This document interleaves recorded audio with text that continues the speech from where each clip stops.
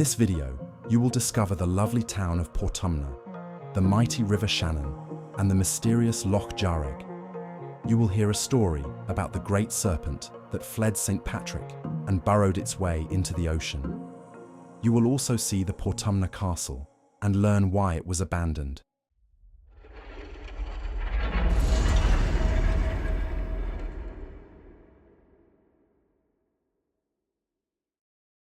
The Druid foretold that a man was coming to Ireland who would banish all the snakes, dragons, and serpents. The Great Olfesht, or worm, or serpent, was at this time in the pool near the Arigna Mountains, from which the Shannon partly takes its rise. It heard of this prophecy and was greatly concerned about its future. It determined to leave Ireland and make his way to the sea before the man came, who should have the power to kill or banish serpents. The man the Druid had prophesied about was St. Patrick. The story describes the desperate efforts of the great worm to make a waterway for itself by cutting away the hole in which it was enclosed. It was its efforts to escape which made the river Shannon. At every prominent part of the Shannon, its adventures are related. As it went on its way, working a channel for itself by which to swim out to the sea, it used to commit the most terrible depredations on cattle and sheep, and destroy the country wherever it happened to be. The adventures of the worm at Jamestown, Athleague, Lanesborough, and other places are described. Near Athleague, the people, led by a drunken piper called O'Rourke, made head against it, but it swallowed the piper at one gulp. The noise of the pipes was too much for it, and it threw him up again after a time, but it lost several days' work at the river. After getting rid of the piper, who had so troubled its inside, it began to work hard to make up for the time it had lost, for it was greatly afraid of the good and powerful man who was to come. After a week or so, O'Rourke was blind drunk again, and he faced for the place where the great worm had been before. But by this time, it had worked its passage far away from that place. The piper, however, walked into the river, and everyone thought that he was drowned.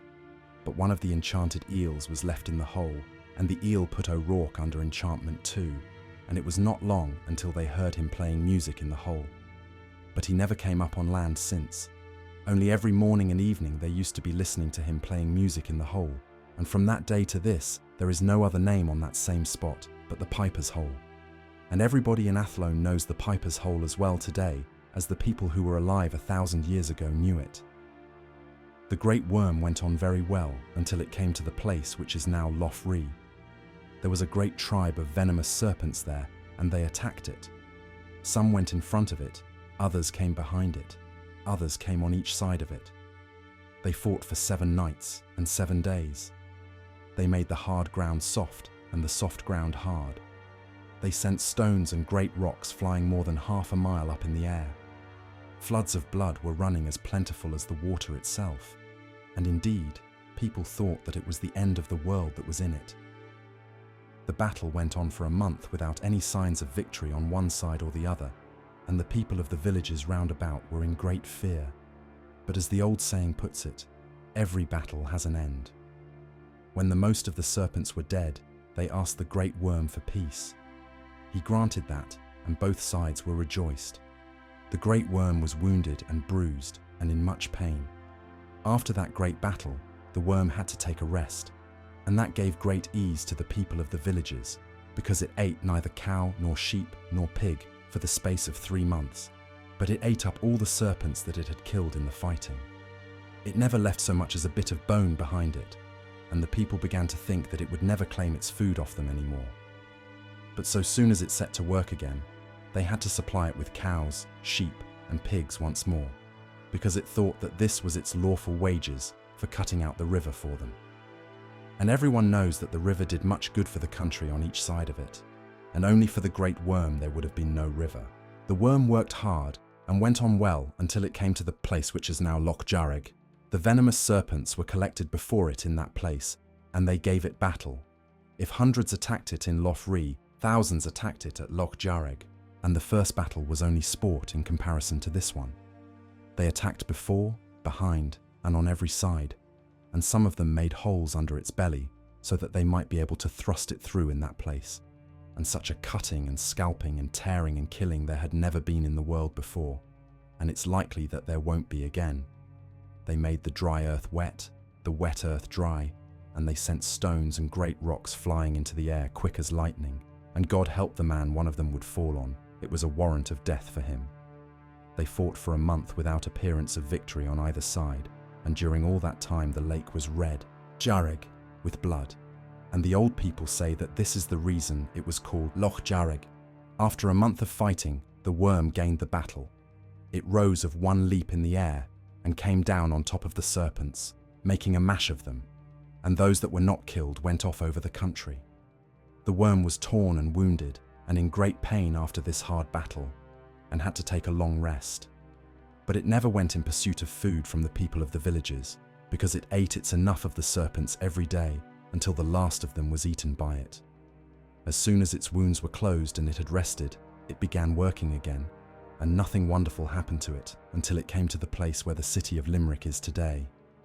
In that place there was a great troop of enchanted heroes near the spot where the treaty stone is now.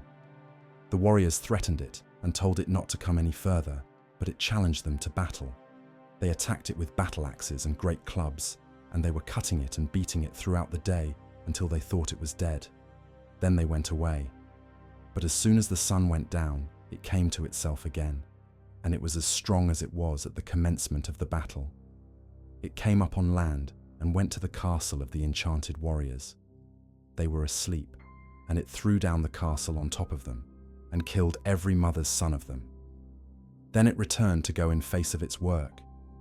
It went on well after leaving Limerick, for there was nothing to hinder it. For that reason, it made the river wider in that place than in any other. But as soon as it got out into the sea, a great whale met it, and it had to fight a hard battle and was nearly beaten, when a sea maiden came and helped it, and they killed the whale. The sea maiden and the great worm went on side by side until they came to a village on the coast, where there were about 70 men in boats fishing. The great worm was very hungry and began swallowing them down greedily, men and boats and all, until the sea maiden spoke and said that it was a shame. That angered it, and it attacked her, but she was too clever for it. She drew out a golden comb with venom in it and thrust it into the worm's eye and blinded it out and out. Then said the worm to her, "I would sooner be dead than alive. Put a hole in my stomach with your scissors." She did that, and it died in a moment. The water was ebbing, and when it had gone out, the great worm was left dead on the sand. The people of the villages round about came. They opened the worm, and every mother's son that he had swallowed they found alive and in a heavy sleep at the bottom of their boats. The bones of the great worm remained on the shore of Bantry Bay until the fishermen made oars out of them.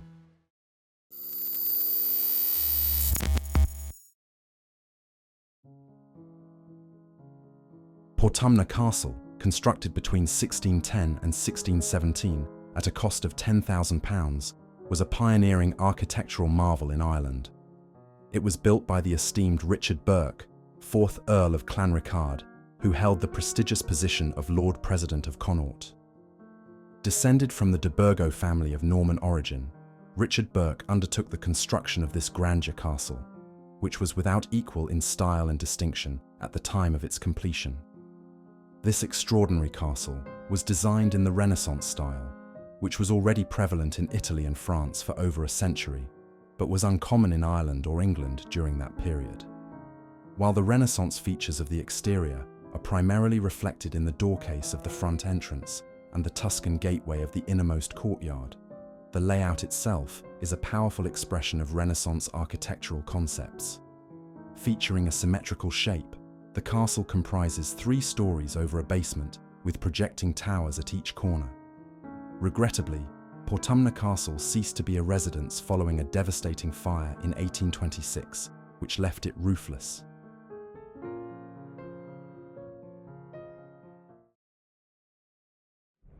Portumna Abbey has a rich history as a medieval Cistercian and later Dominican friary. Situated just 500 meters south of Portumna town centre, it is located east of the impressive Portumna Castle and on the north edge of Loch Jareg. In 1254, Cistercian monks established a chapel dedicated to Saints Peter and Paul at the site. Following the decline of the Cistercian foundation, a Dominican friary dedicated to St. Mary, assumed into heaven, Peter and Paul was founded in 1426. The friary complex includes a church with a nave, chancel, and transepts, along with a cloister and domestic buildings. The original Cistercian priory church, dating from the 13th century, features two narrow-pointed windows in the north and south walls. The church's remaining structure, dating from the 15th century Dominican era, is built in a Gothic style and includes an intact four-light east window with intricate tracery.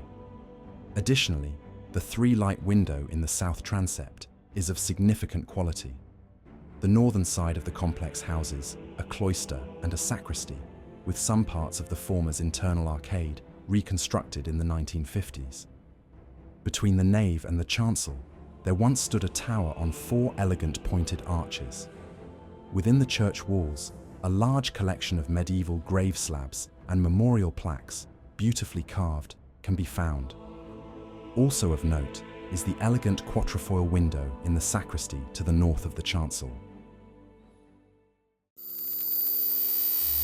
For the hikelings, Portumna offers several options. The first one is the Hymany Way. The Hymany Way is an 80-kilometer trail that offers an incredible long-distance hiking experience.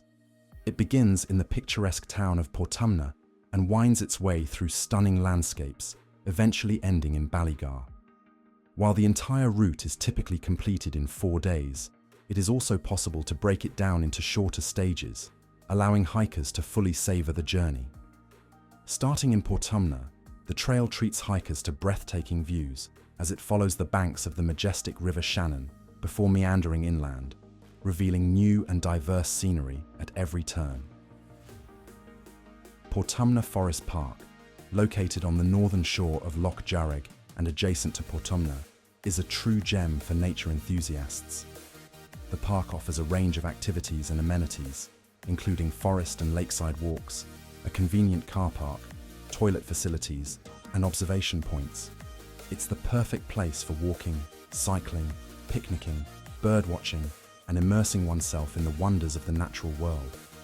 The park also boasts a viewing tower along the nature trail, which provides visitors with a breathtaking bird's-eye view of the forest, lake, and lakeshore. Nearby, a marina provides access to the Shannon waterway system, adding a touch of adventure to the park's offerings.